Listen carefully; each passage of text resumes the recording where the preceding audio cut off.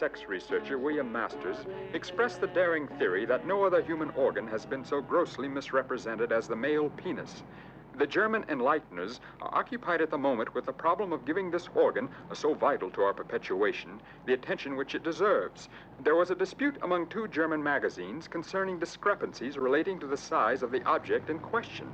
One measured the penis at rest and got the startling result of 9 centimeters. Another was more cautious and reported 6 centimeters. Oswald Kohler has the honor of having elevated the masculine organ to a position of social respectability on the cinema screen. In future times, the popularity of an actor will not depend on his talent and good looks alone, but will also depend on the size and the expression of his formerly most private parts. Incidentally, according to Yasmin magazine, it isn't the quantity, but the quality that counts.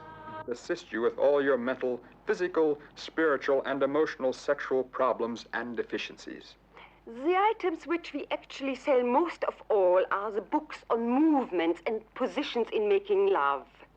Helga and Bernd, group sex, and our top form product in pill form and in liquid form.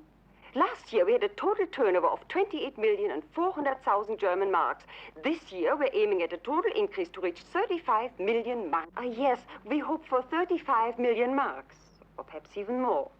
The customers come to us with specific or special wishes.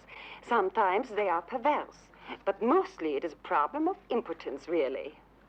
Sometimes it is rather embarrassing for the customer to express his problems or wishes, and we're here to help as discreetly as possible with a subtle word or a few small gestures and so forth. We also have many young customers. One is allowed to buy here as of 18 years of age.